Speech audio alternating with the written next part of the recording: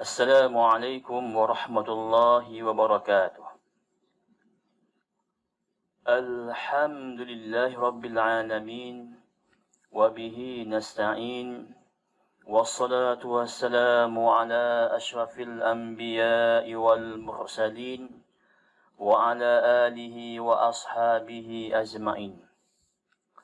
Subhanaka la ilma lana illa ma 'allamtana innaka antal alimul hakim.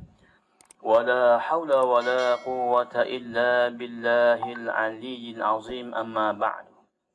Alhamdulillah, syukur kita kepada Allah Subhanahu wa taala pada petang yang berbahagia ini dapat sama-sama live dalam siri kuliah Zuhur anjuran Surau Ibn Sina Hospital Chancellor Tuanku Muharris. Mudah-mudahan kuliah ini memberi manfaat kepada semua pendengar yang ada di luar sana. Hadirin hadirat yang dirahmati Allah Subhanahu wa taala.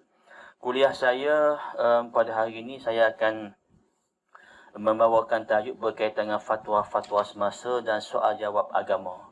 Pada hari ini saya bercadang untuk menjawab suatu soalan yang diutarakan kepada saya oleh kekitangan kita di SUKM ataupun SCTM yang berkaitan dengan tajuk Nur Muhammad, di mana ada kakitangan kita yang telah menghantar satu mesej WhatsApp kepada saya berkaitan dengan zikir Hasbi Rabbi Jallallah. Dalam WhatsApp ni disebut Hasbi Rabbi Jallallah ma fi qalbi ghairullah Nur Muhammad sallallahu. Disebut lagu ini haram didendankan kerana bercampur batil dan syirik. Jadi WhatsApp ni kira agak-agak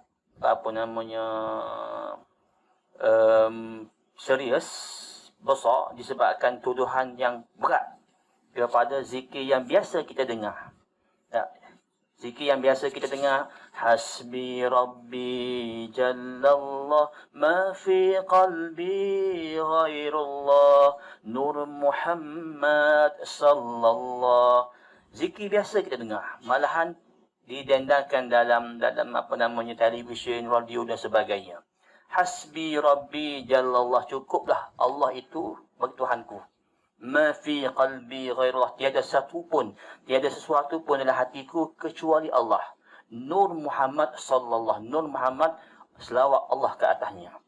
Jadi zikir ni, apa yang ditanyakan kepada saya, ada suatu etika pendek yang menulis, yang menyebut lagu ini haram didendangkan kerana bercampur batil dan syirik. Teruk dah. Suatu tuduhan yang teruk. Bila sebut batil, syirik lagi, mana orang yang batil syirik lah. Satu manusia syirik. Pasal pernah dikumandangkan, didendangkan dalam televisyen, dalam radio, dalam nasyid-nasyid, anak-anak kita baca. Tiba-tiba ada golongan yang menuduh benda ni syirik. Katanya lagi, di dalamnya ada kesesatan agama Nur Muhammad. Pula dah. Katanya ada kesesatan agama Nur Muhammad. Mengangkat Nabi sebagai Tuhan. Ajaran Majusi dan Syiah. Jadi teruk ni. Panjang jugalah. Saya tak nak baca dulu. Saya akan, kalau ada kesempatan, saya akan ulas di penghujung kuliah saya nanti. Saya akan ulas berkaitan dengan dakwaan ini. Tapi dakwaan ini dakwaan yang agak teruk apabila beranggapan zikir ni syirik, zikir ni ajaran Majusi, ajaran Syiah. Makna orang yang mengamalkan ni rosak akidah habis. Tuan-tuan hadirin pendengar yang dirahmati Allah Subhanahu wa taala. Untuk menjawab isu yang besar ni tuan-tuan, saya refer kepada kitab yang muktabah. Ini kitab ni. Kitab kitab lama ni. Kitab ni kitab Fatawa min Ahsan Kalam fil Fatawa wal Ahkam. Ia adalah suatu himpunan fatwa yang dikeluarkan oleh Syekh Atiyah Saqar, Ketua Lajnah Fatwa Universiti Azhar Mesir. Syekh Atiyah Saqar, Ketua Lajnah Fatwa Universiti Azhar Mesir. Bukan orang calon-calon orang ni, orang yang ada autoriti mengeluarkan fatwa. Ketua Lajnah Fatwa Universiti Azhar Mesir. Satu dunia ambil fatwa ni. Kita dengar apa pandangan fatwa yang dikeluarkan oleh satu institusi yang segani dan diterima seluruh dunia berkaitan dengan isu ni. Baik, di mana Syekh Anti-As-Saqat dia menyebut hal sahih ma nasma'uhu min ba'd al-mu'azzinin. Benarkah kami dengar ada sebahagian orang muazzin, orang yang bernasyid yang ucapan mereka yang mengatakan ya awwala khalqillah di Mesir, di setengah tempat lah semasa azan tu dia sebut ya awwala khalqillah, wahai awal makhluk Allah. Dia tujukan kepada Nabi Muhammad, iaitu Nur Muhammad. Nabi Muhammad ni merupakan awal makhluk Allah. Benarkah perkara ni? Jadi benda ni berkait dengan Nur Muhammad sepasal Nur Muhammad dikatakan awal makhluk yang Allah ciptakan. Baik. Kata Syekh, saya baca fatwa ni. Liyakum ma'luman anna maqam an-nabi sallallahu alaihi wasallam kabirun wa syarafuhu azim wa nususu fi dhalika ashhab min an tuzkar wa aktharu min an tuhsar wa yakfi minha qawluhu ta'ala wa ma arsalnaka illa rahmatan lil alamin. Al-Anbiya 107. Baik. Kata Syekh, sebagaimana maklum, maqam Nabi adalah maqam yang terpuji, yang agung. Kedudukan Nabi adalah kedudukan yang agung. Nabi Muhammad, Nabi kita ni tuan-tuan, makamnya makam yang tinggi di sisi Allah Subhanahu Wa Taala. Dan nas yang menyebut tentang kemuliaan Nabi, kehebatan Nabi ini terlalu banyak untuk dihitung dan terlalu masyhur untuk disebut. Terlalu banyak untuk dihitung, terlalu masyhur untuk disebut. Cukuplah, kata Syekh, memadailah dengan firman Allah Subhanahu wa taala yang menyebut wa ma arsalnaka illa rahmatan lil alamin. Tidaklah aku utuskan kamu wahai Muhammad melainkan menjadi rahmat ke seluruh alam. Nabi Muhammad merupakan rahmat untuk sekalian alam. Surah Al-Anbiya ayat ke-107. Begitu juga firman yang lain, dan ada hadis-hadis yang lain yang menyebut, saya ringkaskan masa kita suntuk setengah jam saja. Ada hadis Nabi SAW yang lain yang menyebut, Nabi sebut perumpamaan aku dan perumpamaan para nabi sebelumku, kamathali rajulin bana baitan, seperti seorang yang membina suatu bangunan, lalu dia memperelokkan bangunan ni, dia cantikkan bangunan ni, melainkan ada satu tempat, satu bata yang masih ada kekosongan. Orang duk pusing tengok bangunan ni, orang kagum hebatnya, cantiknya bangunan ni, tetapi satu kelemahannya, ada satu bata yang kosong, yang tertinggal. Lalu mereka berkata, halla wada'ta hadhihi lubnah, kenapa tak tampal bata yang kosong ni? Pincanglah sikit ni, ada kekosongan. Kenapa tak ditampalkan? Kata Nabi, fa'ana lubnah wa ana khatamun nabiyyin. Akulah bata yang terakhir yang menyempurnakan bangunan tu. Akulah Nabi ke penyudah bagi sekalian Nabi. Hadis ni hadis sahih Imam Muslim. Nabi buat ibarat supaya kita faham dan kita jelas. Agama-agama yang dibawa oleh Nabi-Nabi lain sebelum Nuh telah sempurna. Tapi ada lagi satu bata yang kurang. Nabilah yang menyempurnakan binaan tersebut. Ini suatu perumpamaan yang Nabi bagi kepada kita supaya kita lebih faham dan lebih jelas. Dalam hadis yang lain, hadis yang sahih juga, yang diriwayatkan oleh Imam Muslim, Nabi bersabda, ana sayyidu waladi Adam yaumal qiyamah, wa fi riwayah wala fakhra. Aku, kata Nabi, adalah penghulu sekalian anak Adam pada hari kiamat. Ada riwayat yang lain menambah wala fakhra, bukan nak bangga, cuma nak habaq, nak beritahu hak betul-betul. Yang betulnya aku ni penghulu sekalian anak Adam pada hari kiamat. Yang betul-betul. Wa awwalu man yanshaqu anhu qabr. Akulah orang pertama yang keluar dari kubur. Wa awwalu syafi'. Aku orang pertama yang mendapat syafaat dan yang boleh memberi syafaat. Wa awwalu musyfi'. Hadis Imam Muslim. Berdasarkan hadis ini juga, mazhab Syafi'i menyatakan, memfatwakan, berpandangan sunat bila kita sebut Nabi, kita tambah Sayyidina. Allahumma salli ala Sayyidina. Bila selawat kepada Nabi, sunat ditambah Sayyidina.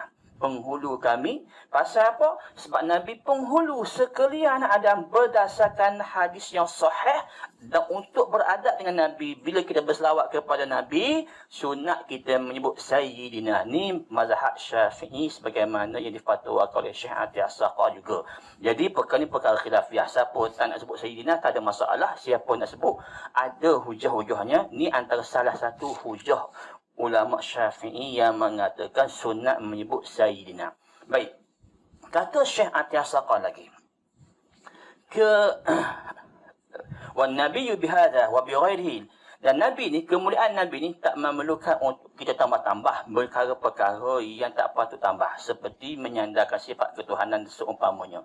Memang Nabi tu insan yang agung, insan yang hebat, insan yang mulia. Tetapi jangan kita mengada-ngadakan perkara-perkara yang Nabi tak sebut. Perkara-perkara yang melampaui batas sampai menyamakan Nabi kepada Tuhan, tu tak boleh. Pasal ada hadis yang lain yang menyebut, hadis yang sahih yang diriwayatkan oleh Imam Bukhari, Nabi bersabda, la tatruni kama atratin nasara al-masih ibn Maryam. Jangan kamu memuja-mujiku sebagaimana yang dilakukan oleh golongan Nasara terhadap Isa bin Maryam. Apa yang orang Nasara buat? Orang Nasara menganggap Isa sebagai Tuhan, sebagai anak Tuhan. Anak Tuhan, Maryam ibunya, Allah tu Tuhan. Tiga ni bersatu jadi satu. Trinity. Tiga dalam satu. Allah sebut dalam Al-Quran. Laqad kafara allazina qalu innallaha thalithu salasah. Telah menjadi kafir orang yang mengatakan Tuhan itu tiga dalam satu. Tuhan, Isa anak Tuhan, Maryam ibunya. Kemudian bergabung jadi satu. Perbuatan ni, Trinity ni suatu konsep yang telah disebut oleh Allah Ta'ala, konsep yang kafir, yang kufur, terkeluar daripada Islam.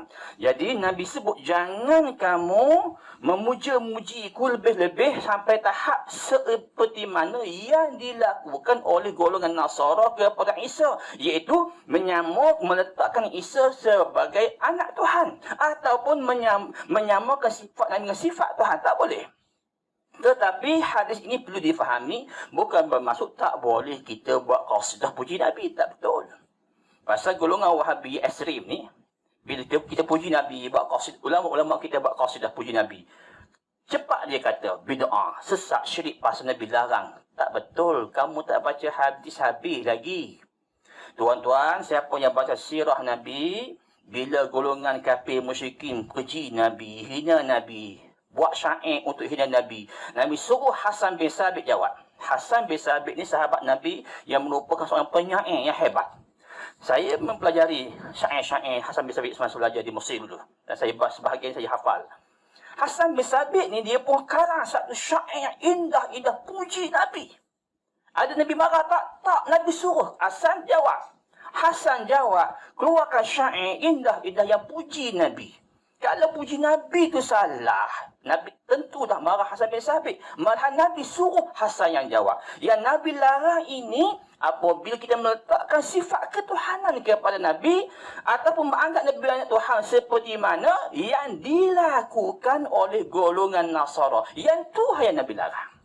Baik, berbalik kepada masalah Nur Muhammad ini. Kata Syekh, wa ba'da hadha naqul, هل صحيح أنه أخبر عن نفسه بأنه أول خلق الله وهل هذا الخبر تبنى عليه عقيدة لو أنكرها الإنسان يكفر. Kata Syekh, maka berdasarkan penjelasan ini, baki lagi kami tanya, adakah benar yang Nabi mengkhabarkan tentang dirinya yang dia adalah makhluk yang pertama yang Allah ciptakan? Benar. Adakah benar Nabi beritahu kita yang dia makhluk yang pertama yang Allah ciptakan? Dan kalaulah ada hadis yang menyebut Nabi makhluk yang pertama, adakah hadis ini hadis kuat yang boleh kita jadikan pegangan akidah sehingga siapa-siapa yang mengingkari hadis ini akan menjadi kafir? Jawab Syekh, ini jawapannya. Ini jawapan dia. Jawapan kepada Nur Muhammad ataupun Nabi awal-awal makhluk Allah. Kata Syekh yang pertama sekali, kami kata naqul innahu qad huriyat anhu ba'du ahadithi tufidu annahu awwalu khalqillah. lakinnaha ahaditsu ahad awalan. Nabi sebut yang pertama, kata Syekh fatwa Syekh Atiasaqah ya. Syekh menyebut yang pertama sekali memang ada sebahagian hadis yang memberi makna Nabi Muhammad itu awal-awal makhluk yang Allah ciptakan. Yang ni yang dinafikan oleh golongan-golongan Wahabi ni. Jadi perkataan kritikan Wahabi terhadap zikir hasbi rabbi ni, konon-kononnya tak ada hadis yang menyebut Nabi awal-awal makhluk ciptaan Allah. Mereka beranggapan begitu. Saya akan baca nanti. Di penghujung nanti saya akan ulah balik ucapan yang teks yang mengelirukan yang dihantar ke saya. Saya akan ulah nanti. Baik. Di mana dalam teks ini disebut tak ada nas yang menyatakan Nabi ni awal-awal makhluk yang diciptakan oleh Allah. Maka ucapan tersebut tak betul. Syekh Atiasaqah menyebut memang ada beberapa hadis yang memberi faham, memberi makna Nabi adalah awal-awal makhluk ciptaan Allah. Cuma tapi hadis ini hadis yang pertama sekali hadis ahad. Tuan-tuan, hadis ahad ni hadis yang diriwayatkan oleh tak ramai, seorang dua orang. Hadis yang diriwayatkan bukan oleh ramai ulama. Lawannya hadis mutawatir. Mutawatir hadis yang diriwayatkan oleh ramai ulama yang martabat tertinggi sekali. Mutawatir hadis yang martabat tertinggi sekali. Ahad ni hak kedua. Yang pertama hadis ni hadis ahad. Hadis ahad bukan palsu ya. Hadis Nabi cuma perawi tak ramai. Yang pertama hadis ni hadis ahad. Yang kedua kata Syekh walam yattafiq ala sihhatiha thaniyah. Yang kedua, hadis ini ulama tidak sepakat tentang kesahihannya. Adakah hadis sahih? Tak sepakat ulama. Maksud tak sepakat ulama, ada ulama yang mengatakan hadis ini sahih. Hadis yang mengatakan Nabi ni makhluk yang pertama diciptakan Allah. Hadis ni ada sebahagian ulama mengatakan hadis yang sahih. Sebahagian mengatakan dhaif. Ulama tak sepakat tentang kesahihannya. Ada yang mengatakan sahih, ada yang mengatakan dhaif. Yang mengatakan sahih akan berpegang hadis ini. Yang mengatakan dhaif, maka mereka tak akan berpegang hadis ini sebab perkara akidah mesti berdasarkan hadis yang sahih. Hadis dhaif tak boleh buat hujah dalam bab akidah. Hadis dhaif hanya boleh diamalkan dalam bab fardhu amal, bab suruh melakukan kebaikan, melakukan perkara-perkara yang terlarang, hak tu boleh. Hadis dhaif. Hadis dalam bab akidah tak boleh pakai hadis dhaif. Mesti hadis yang sahih. Maka hadis yang berkaitan dengan Nabi awal-awal makhluk ciptaan Allah, sebahagian ulama kata sahih, sebahagian kata dhaif. Maka hadis ini dipertikaikan tentang kekuatannya. Bukan hadis palsu ya, tapi dipertikaikan tentang kesahihannya. Ada kata sahih, ada kata bukan sahih tapi lemah, dhaif. Baik. Dua. Wa bidzalika la yakfu, oleh kerana hadis ni hadis ahad satu. Yang kedua, ulama pertikai tentang kekuatan hadis ni sahih ke ataupun dhaif. Maka dengan sebab itu dalam isu akidah la yakfu, tidak menjadi kafir orang yang mempertikaikan perkara ni. Siapa yang tak percaya, aku tak percaya tentang Nabi awal-awal makhluk Allah, tak percaya, contoh, tak jadi kafir. Kenapa tak jadi kafir? Sebab walaupun ada hadis sebut, tapi hadis tak kuat. Tak kuat dalam bab akidah. Lakinnaha, tetapi tuqbalu fi maqami ta'kidi takrimi alaihi salatu wassalam. Tetapi hadis ini diterima pada maqam untuk menguatkan kemuliaan Nabi sallallahu alaihi wasallam. Bukan hadis palsu.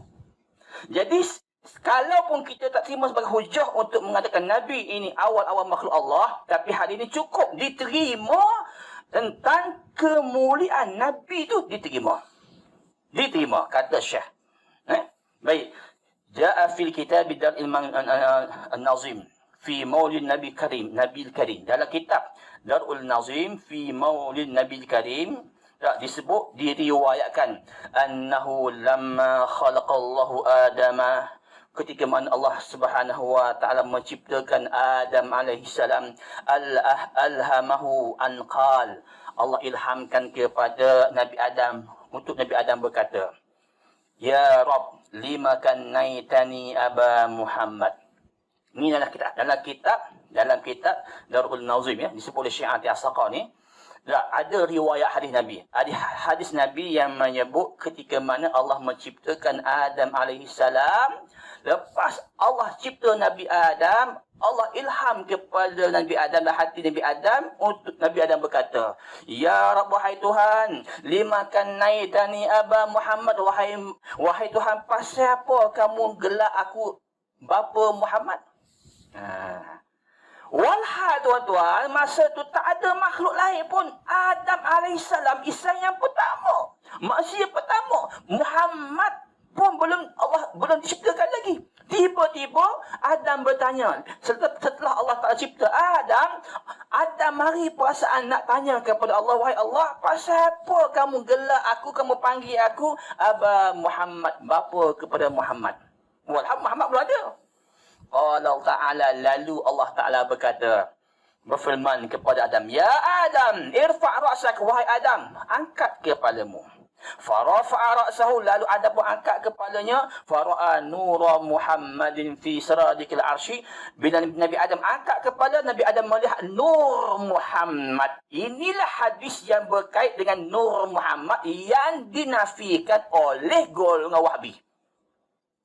Bila Nabi Adam angkat kepala, Adam melihat nur Muhammad, cahaya Muhammad di tiang arash. Nabi melihat cahaya Muhammad, nur Muhammad di tiang arash. Faqala ya Rabbi ma hadha nur. Lalu Adam berkata, wahai Tuhan, cahaya apa ini? Qala Ta'ala, firman Allah Ta'ala, Ya Adam, irfa' rasak, wahai Adam, angkat lagi kepalamu. Farafa'a ra'sahu, Nabi Adam angkat lagi kepalanya. Fara'a nura Muhammadin fi sadriqil ardh. Nabi Adam melihat cahaya Muhammad, nur Muhammad di tiang arasy lagi. Faqala ya Rabb ma hadha nur, wahai Tuhan, cahaya apa ni? Kata Adam. Lalu Allah Ta'ala menjawab Adam, Hadha nuru nabiyyin min zuriyatik. Inilah nur seorang Nabi daripada zuriat kamu. Tuan-tuan, inilah hadis yang berkaitan dengan nur Muhammad yang dibicarakan hari ini. Allah kata, inilah cahaya seorang Nabi daripada zuriat kamu. Ismuhu fis sama', namanya di langit Ahmad. Wa fil ardi Mahmud, di bumi Mahmud. Mahmud Muhammad lah yang dipuji. Laulahu ma khalaqtuka wala khalaqtu sama'a wala ardan. Kalaulah bukan kerana dia, aku takkan ciptakan kamu. Aku takkan ciptakan langit dan bumi. Tuan-tuan, ni satu riwayat. Yaqulu Qastalani fil mawahid laduniyah ma'a syarhi Zarqani. Baik, Imam Qastalani dalam kitabnya Mawahid al-Laduniyah ma'a syarhi Zarqani, dia menyebut wa yushhadu laha ma rawahu Hakim. Hadis tadi diperkuatkan lagi oleh hadis yang diriwayatkan oleh Al-Hakim fi sahihihi, dalam sahihnya. Hakim kata sahih, sahih daripada Umar marfu'an, daripada Sayyidina Umar, hadis yang marfu' kepada Nabi. Inna Adam alaihi salam ra'a asma Muhammadin maktuban 'ala al-'arsy. Sesungguhnya Nabi Adam alaihi salam melihat nama Muhammad tertulis di tiang aras. Wa anna Allah Ta'ala qala li Adam, dan Allah Ta'ala berkata kepada Adam, laulahu ma khalaqtuka. Kalaulah bukan kerana Muhammad, aku tak akan menciptakan kamu. Hadis ni kata Hakim, hadis sahih. Hadis ni kata Al-Hakim, hadis yang sahih, yang menyebut tentang kehebatan Muhammad.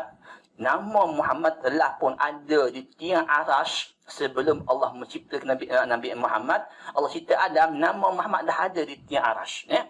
Warawa Abdul Razak, dan hadis yang ketiga yang diriwayatkan oleh Abdul Razak dengan sanadnya daripada Jabir bin Abdullah, ma yufidu anna nabiyya, yang membawa maksud anna Nabi sallallahu alaihi wasallam, bahawasanya Nabi sallallahu alaihi wasallam akhbara, mengkhabarkan, anna nurahu, bahawasanya cahayanya, nurnya itu, hu awwal syai'in khuliqa, adalah awal-awal makhluk yang diciptakan Allah. Ni tuan-tuan berkaitan dengan nur Muhammad yang ditanyakan. Jadi mari Wahabi, nur ni agama Majusi. Kok mana agama Majusi? Majusi menyembah api, bukan menyembah nur. Api. Jadi jangan samakan. Kan? Baik, saya habiskan dulu dan saya ulas balik. Wa hunaka riwayatun fi kaifiyati baik, saya boleh ringkaskan. Masa suntuk lagi beberapa minit lagi. Okey. Wa kama qultu an inna an-nabi sallallahu alaihi wasallam qad taqarrara fadluhu al-azim wa idza kunna nuridu an nubarrihna ala hubbina. Okey. Baik, kata Syekh, sebagaimana yang aku sebut, sebagaimana yang kita tegaskan, Nabi merupakan insan yang hebat, insan yang agung. Dan kalaulah kita ingin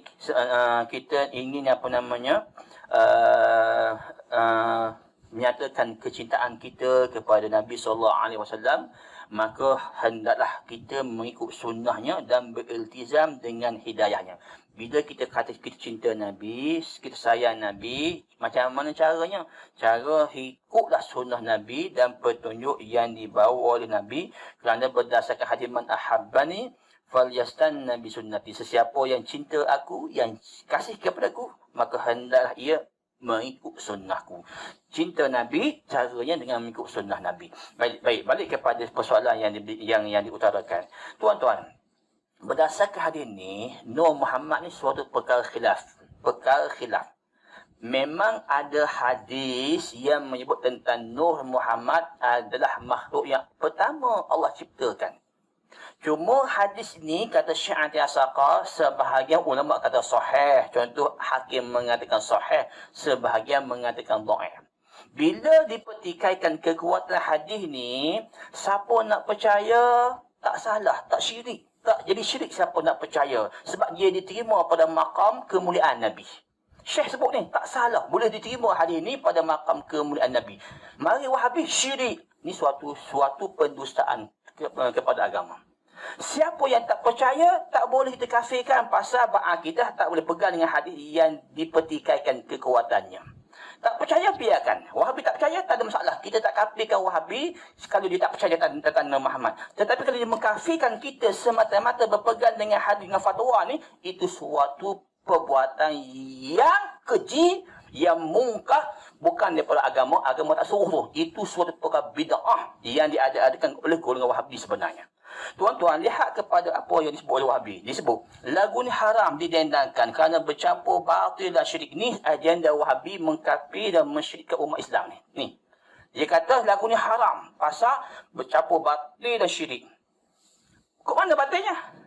Hasbi Rabbi Jalallah. Cukuplah Allah bagiku. Ma fi qalbi ghairullah. Tiada sesuatu pun dalam hatiku melainkan Allah. Mana syirik? Nur Muhammad sallallahu, cahaya Muhammad sallallahu, Allah selawat kepadanya. Nak kata sebutan Nur syirik, kok mana? Sedangkan Nur ni ada hadis yang sebut tentang Nur Muhammad. Hadis ni kan kita baca fatwa tadi, sebahagian ulama mengatakan sahih, sebahagian mengatakan dhaif. Bila khilaf ulama, tak payah bergaduh. Kamu tak nak pakai, tak ada masalah. Kami pakai dengan hadis ni. Dengan apa namanya hadis yang disahihkan oleh Hakim ni.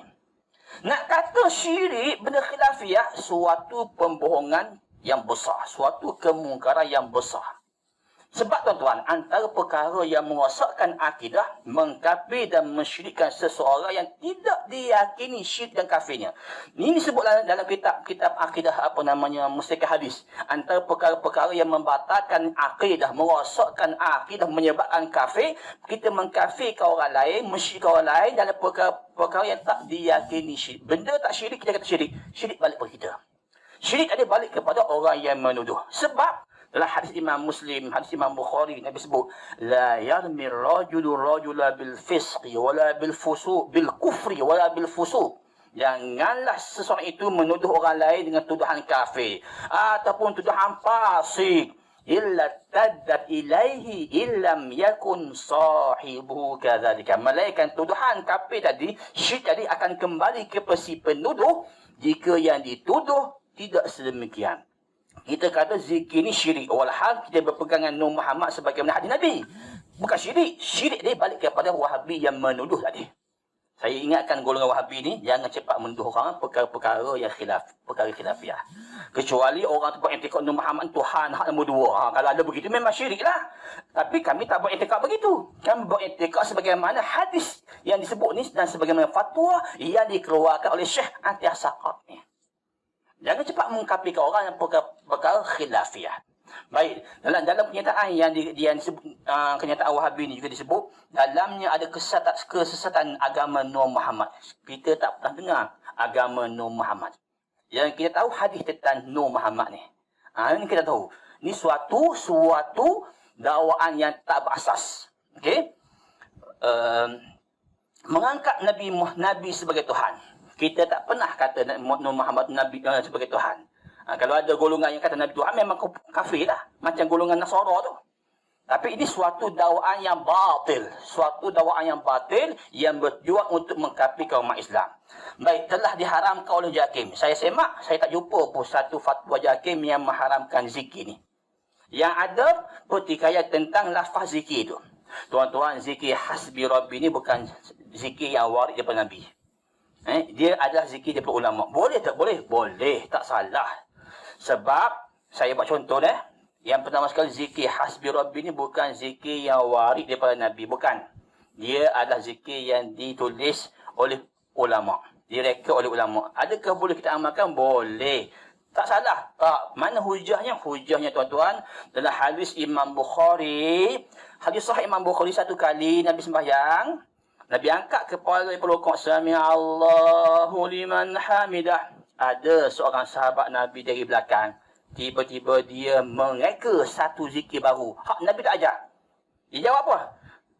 Sami'allahu liman hamidah. Seorang sahabat belakang jawab. Rabbana walakal hamdu hamdan kathiran. Tayyiban mubarakan fih. Seorang sahabat pandai-pandai buat zikir dalam sembahyang pula tu. Habis sembahyang, Nabi pun paling belakang. Siapa tadi hak pandai-pandai bercakap, pandai-pandai buat zikir baru? Saya Rasulullah, saya. Nabi marah tak? Nabi kata, masa kamu sebut tadi, aku lihat berpuluh malaikat berebut-rebut untuk mencatat apa yang kamu ucap. Masya Allah. Ingatkan kata bida'ah. Kalau Wahabi bida'ah lah. Nabi tak buat bida'ah. Tiba-tiba Nabi puji. Berpuluh malaikat berebut-rebut nak catat apa yang kamu, nak tulis apa yang kamu sebut. Maka berdasarkan hadis ini, kata Al-Hafiz Ibn Hajar Al-Asqalani, ulama besar dalam bidang ilmu hadis, kitabnya Fathul Bari yang mensyarahkan hadis Imam Bukhari. So kitab dia. Dia ada kitab tu. Dia sebut berdasarkan hadis ini, kata dia menjadi dalil dan hujah boleh mereka zikir sendiri bukan daripada Nabi dengan syarat tidak bercanggah dengan zikir yang warid daripada Nabi. Ni kata siapa? Kata ulama besar. Maka zikir hasbi rabbi ni bukan zikir Nabi. Boleh tak boleh? Boleh selagi tak bercanggah. Dia mana nikah bercanggahnya? Kalau kata Nur Muhammad bercanggah, ada hadis pun tentang Nur Muhammad bercanggah kok mana? Baik. Kata ucapan golongan ni, etika Wahabi lagi disebut, dia kata telah diharamkan oleh JAKIM dan sudah semestinya syiar ini tidak wujud dalam Al-Quran maupun hadis. Dia kata tak ada Al-Quran, betul tak ada Al-Quran. Tak ada hadis, Nur Muhammad ada hadis. Nur Muhammad ada hadis.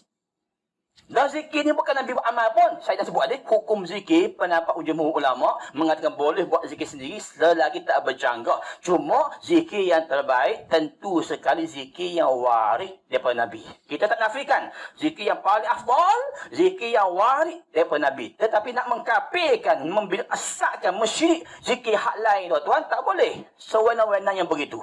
Sebab ini pandangan jumhur ulama. Baik. Kemudian kata lagi dalam etika sebut, Nur adalah asalnya daripada Majusi. Salah tu. Sebut Nur Majusi. Tak, Majusi golongan yang menyembah api. Kalau sebut Nur tu Majusi, Al-Quran sebut Allahu nurus samawati wal ard. Allah nur langit bumi. Majusi.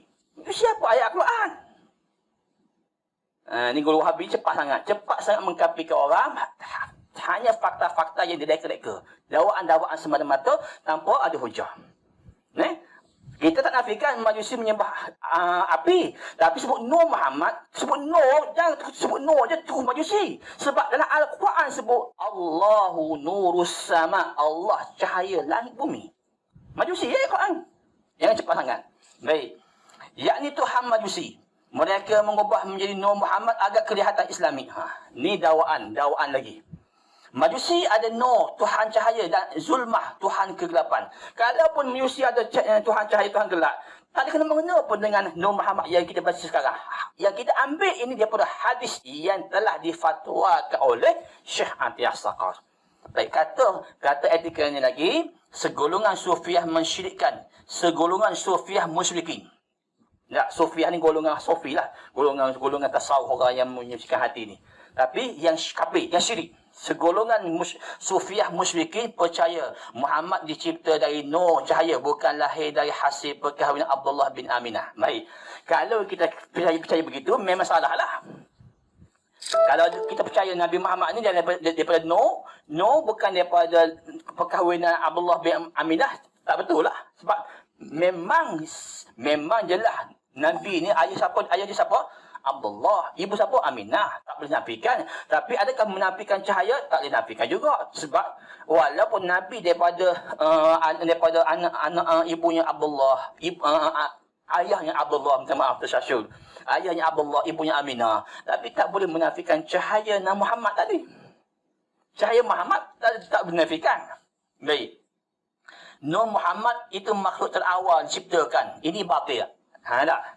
Dia kata ini batil. Apa yang batilnya? Ini hadis yang kita baca ni. Sebab saya sebut, ini perkara khilafiyah. Memang ada beberapa ulama yang lain yang mengatakan bukan Nur Muhammad, kursi, ada yang kata kolam, beberapa pandangan ulama. Tapi semua ni perkara khilafiyah. Untuk kita mengatakan batil, tak betul. Pasal ini pendapat sebahagian ulama. Apa pula batil? Apatah lagi dia ada berhujah dengan hadis. Dan hadis ni tuan-tuan, sebahagian kata sahih, sebahagian kata lemah dhaif.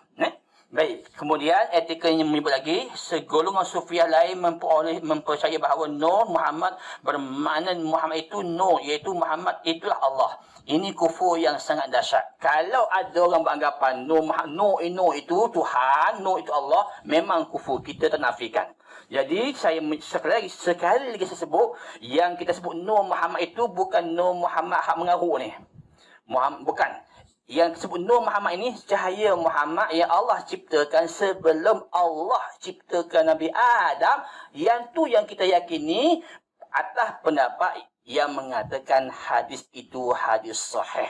Siapa yang mengatakan hadis itu hadis lemah, lalu dia tak pakai, tak ada masalah. Tak rasa apa akidah dia pasal perkara khilafiyah. Bila perkara khilafiyah, kena berlapang dada dan jangan cepat kita mengkafirkan orang lain hanya perkara-perkara khilafiyah. Hadirin pendengar yang dirahmati Allah Subhanahu Wa Taala, masa dah terlewat dah. Sebelum saya tangguh, saya semak dalam fatwa Jakim. Fatwa Jakim, saya tengok ada satu fatwa satu fatwa yang cantik ni. Fatwa ni fatwa, tuan-tuan boleh tengok e-Jakim tapi fatwa yang dikeluarkan oleh fatwa negeri Sarawak berkaitan dengan Nur Muhammad. Saya baca sikit, saya baca je. Kena ulah pasal isu dah masa tersuntuk. Di mana keputusan fatwa kategori akidah tahun 2002, status tak diwartakan negeri Sarawak. Nur Muhammad menurut Ahli Sunnah wal Jamaah. Ni fatwa ni ada dalam e-SMAF daripada Jakim Okey.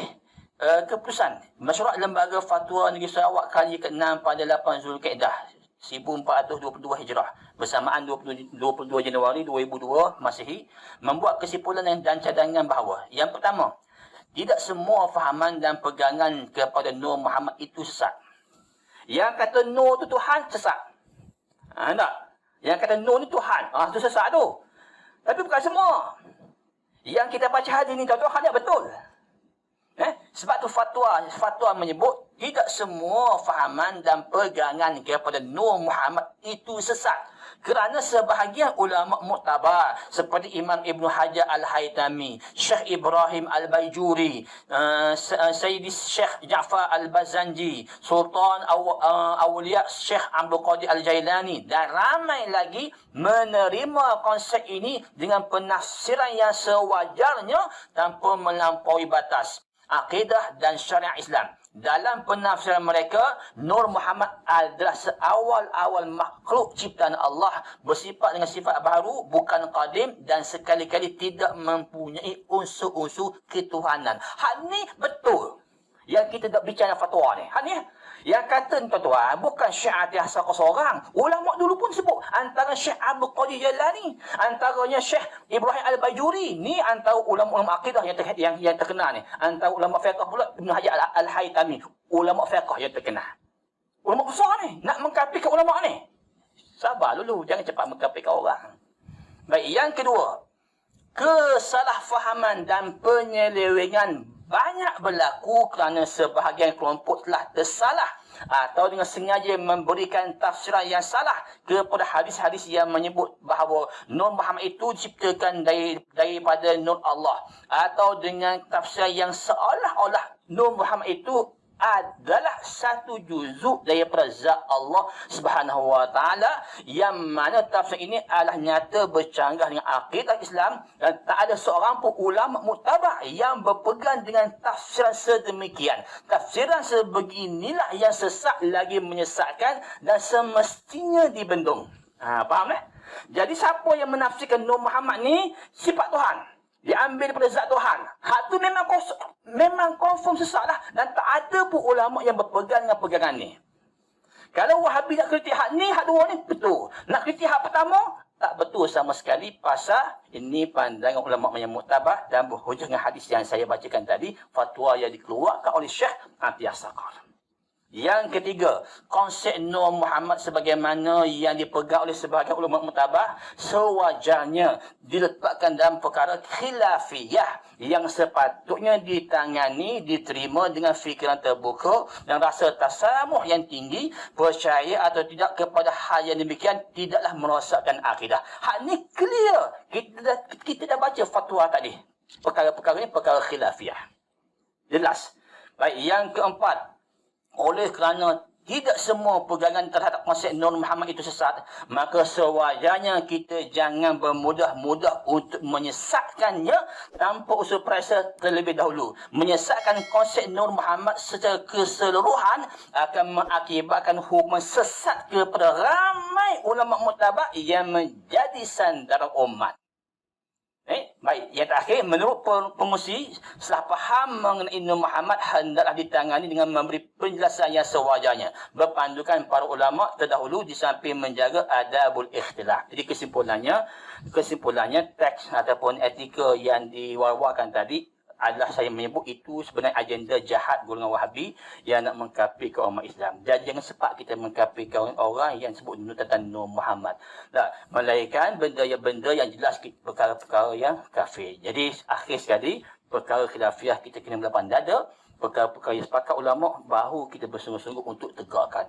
Wallahu ta'ala a'lam. Apa yang baik daripada Allah Subhanahu wa ta'ala, yang lemah daripada kelemahan saya sendiri.